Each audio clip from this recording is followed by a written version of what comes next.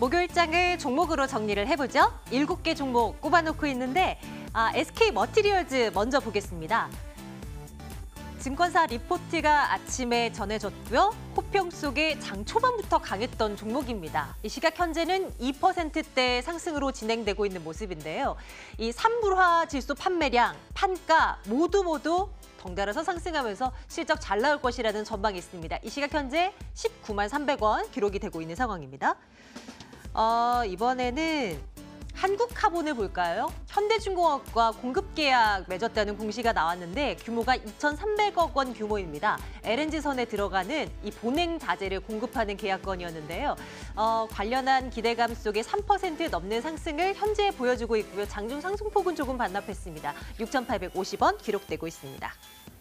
화장품주 하나 볼까요? 요거는 좀 하락으로 반전됐네요. 3분기 실적에 대한 자신감은 있습니다. 특히 중국 광저우 쪽의 법인 성장세가 여러모로 중국에서 안 좋은 얘기가 들리는 것 치고는 굉장히 성장을 보여주고 있다고 하는데요. 한번 실적주로서 접근을 해볼 수 있을까요? 요즘 화장품주들 워낙 분위기가 안 좋아서요. 일단 13만 3천 원 움직임 나타내고 있고요. 게임주는 매일매일 하나씩 돌아가면서 보는 것 같아요. 오늘은 W게임즈입니다. 3% 넘는 상승 현재 유지가 되고 있는 상황이고요. 신고가 기록 중인데 코스피 이전 상장에 대한 기대감도 여전히 살아있고요. 그리고 이 게임에 대한 어떤 마케팅 효율성을 극대화시키면서 3분기 실적 잘 나올 것이라고 하는데 7만 3천 원 대응 전략 챙겨보겠습니다. 네이버 볼까요? 이건 액면 분할의 저주인가요? 삼성전자도 액분한 이후에 그렇게 주가가 힘을 못 내고 있는데 네이버도 마찬가지입니다. 몸집은 가벼워졌습니다. 주당 10만 원대 초반까지. 근데 투자자들이 관심을 안 둡니다. 52주 신저가 기록하고 있고요. 액면 분할 이후 계속 약세입니다. 시각 현재는 12만 5천 원 전략 세우겠습니다. 주요 시중은행주들도 일제히 밀려나고 있죠. 오늘 금통위에서 한국은행은 1개월 연속으로 동결 또다시 결정을 내렸고 하지만 은행주들 앞으로는 이제 금리 인상 시대에서 은행주 봐야 된다는 시각은 여전한 것 같은데 이거 어떻게 봐야 될지 한번 생각해 보도록 하겠습니다. 통신주 LG유플러스는 굳건하죠. 시장 조정 장세 나올 때마다 빛을 발하는 종목 가운데 하나입니다. 오늘 또 3% 넘는 상승으로 진행되고 있는 LG유플러스에 대한 전략도 또 챙기도록 하겠습니다. 오늘 라벨 인베스트먼트 송병조 전문가와 함께 말씀 나누겠습니다. 송병관님 안녕하세요. 네, 안녕하세요. 예. 네. 시장이 밀려나고 있는 가운데서도 LG유플러스는 또 강합니다. 맞습니다. 우리 전문가님과 함께 이 종목만 얼마나 말씀을 드렸을까요? 정말 손에 꼽기도 어려울 정도로 많이 말씀을 나눴었던 종목입니다.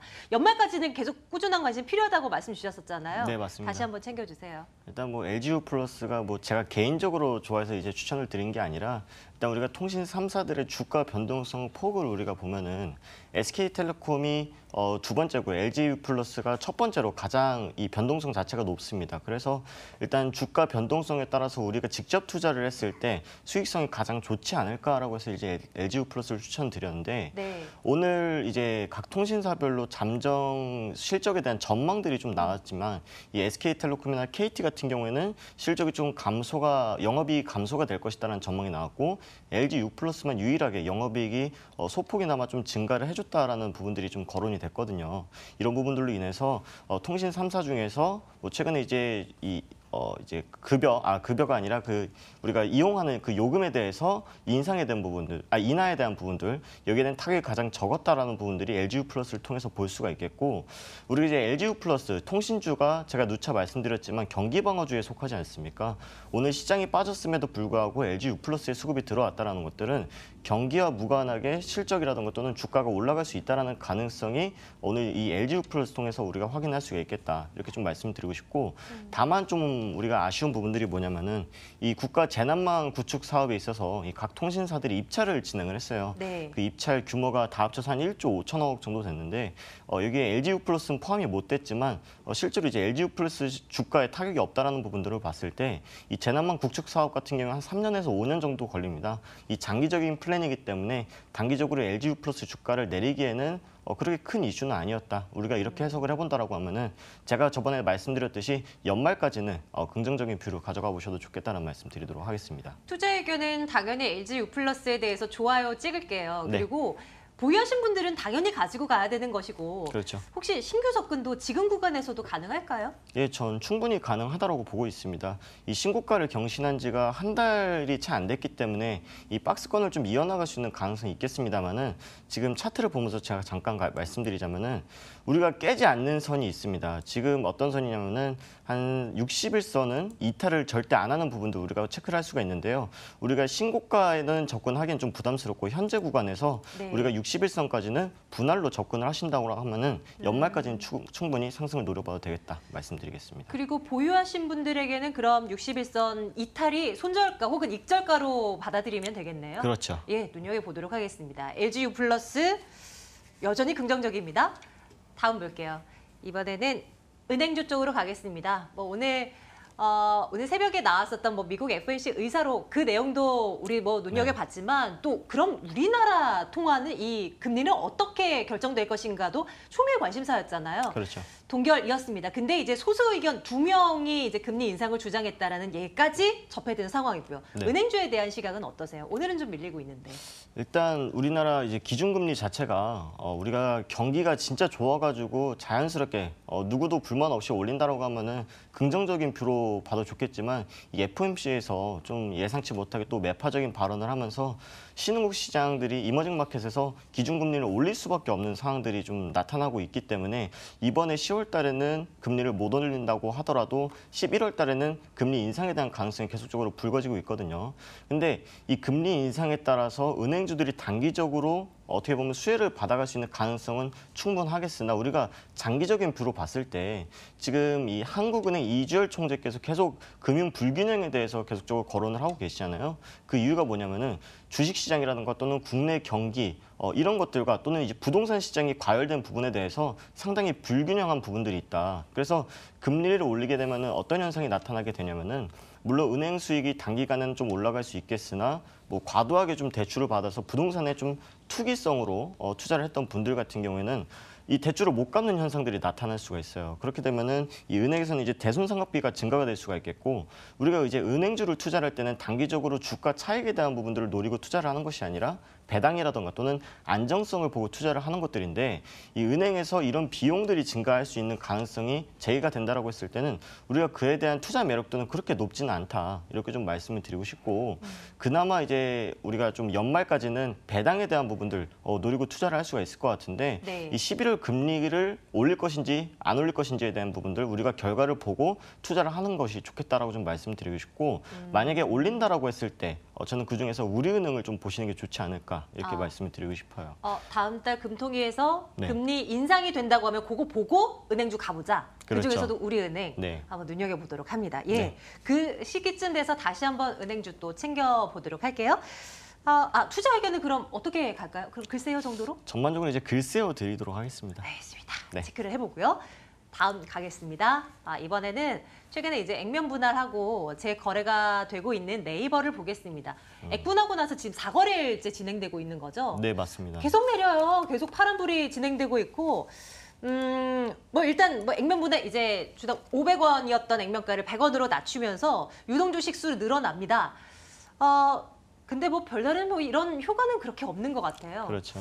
왜 그럴까요? 한번 살펴주세요. 우리가 이제 액면 분할이라고 하는 것이 사전적인 의미라든가 또는 표면적인 의미로 봤을 때 유통이 조금 더 활발하게 될 수 있게끔 개인 네. 투자자들이 비싼 주식을 싸게 살 수 있게끔 만들어주는 구조잖아요. 하지만 제가 이 모든 주식들 얘기를 드릴 때 예상된 이슈나 또는 호재에 대해서 우리가 불나방처럼 달려들면 안 된다라고 좀 말씀을 드렸습니다. 네. 근데 제가 차트를 좀 보면서 간단하게 좀 설명을 드리자면은 액면 분할에 대한 프리미엄은 이미 이 구간에서 좀 반영이 됐고 액면 분할 이후에 원래 지지를 해줬던 이 주가까지는 내려오고 있는 현상이 나타나고 있고 이것이 너무 급하게 내려가고 있는 부분들이 지금 액면 분할 직후에 매수하신 분들한테는 좀 타격이 크겠지만 프리미엄에 붙었던 주가에서 원래 자리로 돌아가고 있는 현상들이라는 것이죠.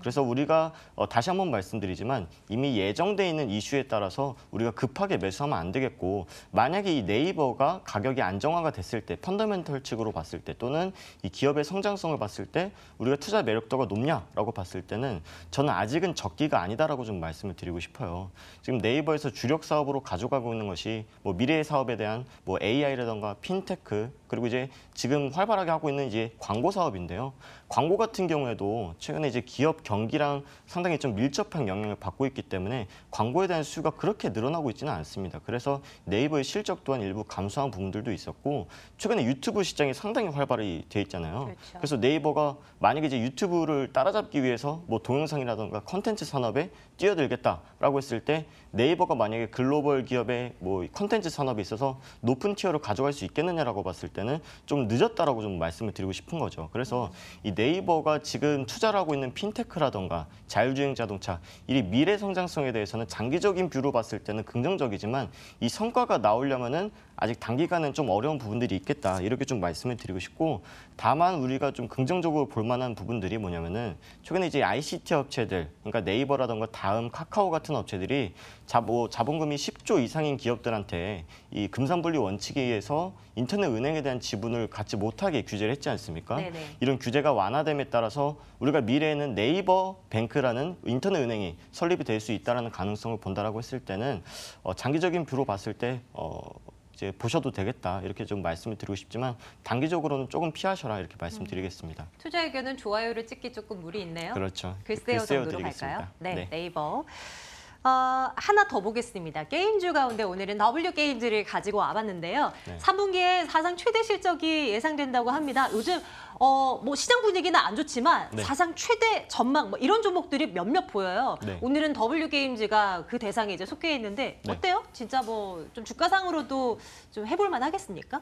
근데 이제 W게임즈가 이번 3분기 실적이 잘 나올 것이다라는 전망에 오늘 신고가를 경신을 했는데 일시적으로 이번 분기만 실적이 좋은 것이 아니라 앞으로도 계속적으로 좋아질 가능성은 충분하다라고 좀 보고 있어요. 이 W게임즈가 다른 게임사들이랑 조금 다른 성향을 갖고 있는 기업이라고 좀 보시면 좋은데 네. 일반적인 뭐 NC소프트라던가 우리가 많이 아는 게임주들 있잖아요. 네. 그런 게임사들 같은 경우에는 IP에 엄청난 투자를 하거든요. 심지어 이제 캐릭터의 뭐 피부색이라던가 키, 체중 또는 이제 배경이라던가 상당히 디테일하게 디테일하게, 네. 맞습니다. 이제 디테일하게 투자를 하고 있고 그로 인해서 매출이 발생이 되는 구조를 가지고 있는 것들이 지금 현재의 게임 산업인데 이 최근에 문제가 됐던 것들이 뭐 이제 국정감사를 통해서 사행성을 조장하는 뭐 아이템들을 만든다 이런 이야기들이 나왔잖아요. 뭐 NC소프트라던가 이 확률형 게임에서 이 소비자들이 정말 이제 좀 사행성을 띠는 아이템들을 가지고 이 게임에서 긍정적인 것보다 부정적인 영향들이 많이 나타나고 있다라고 해서 좀 규제를 하고 있지만 사실 어떻게 보면 W게임즈에서 하고 있는 카지노 게임이 어떻게 보면 더 사행성을 띌 수가 있거든요.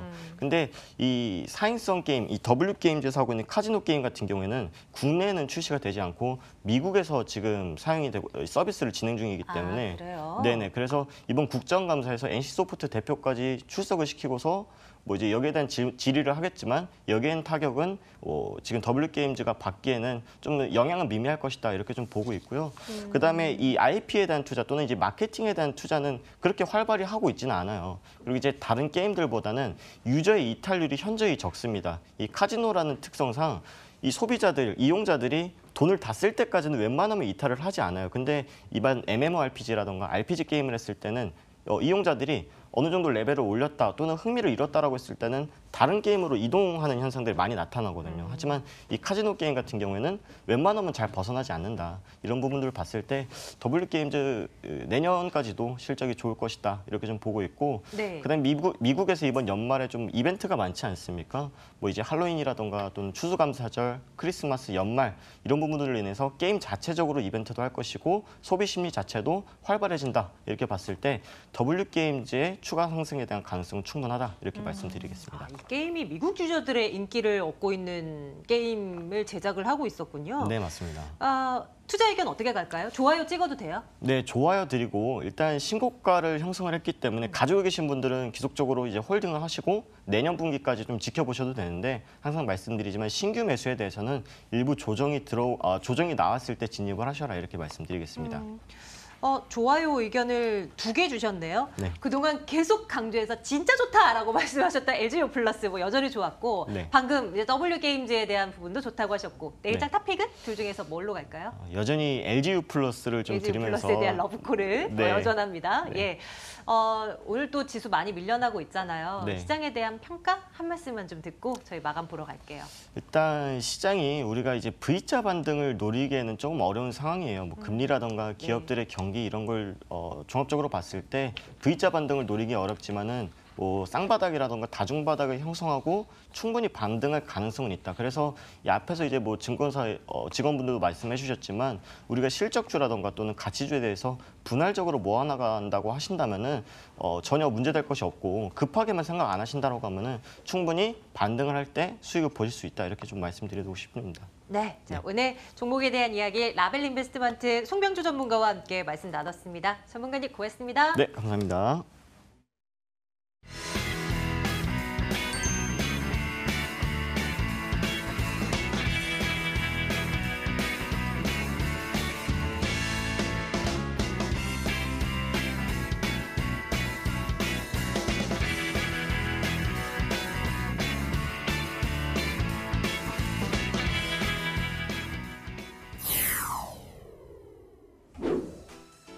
시간이 갈수록 지수가 미끄러져 내려오고 있습니다. 낙폭을 조금씩 더 키우고 있는데요.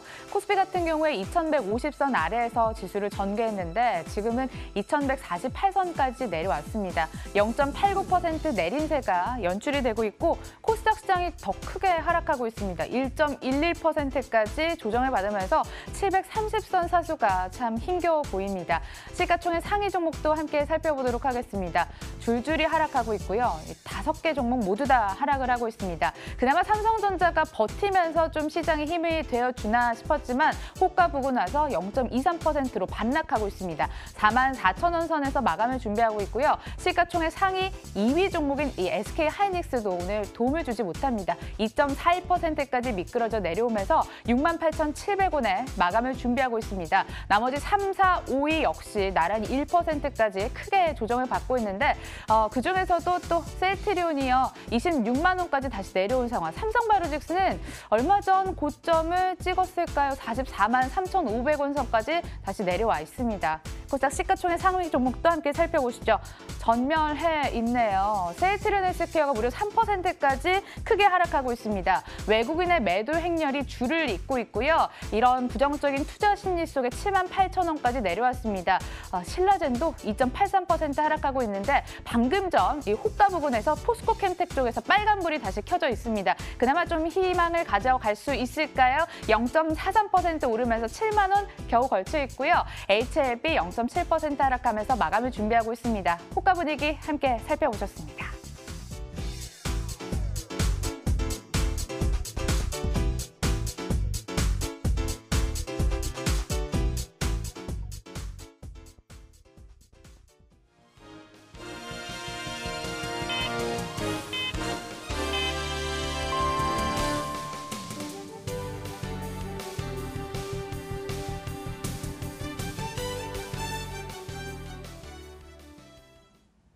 (10월 18일) 마감 상황 정해드리도록 하겠습니다.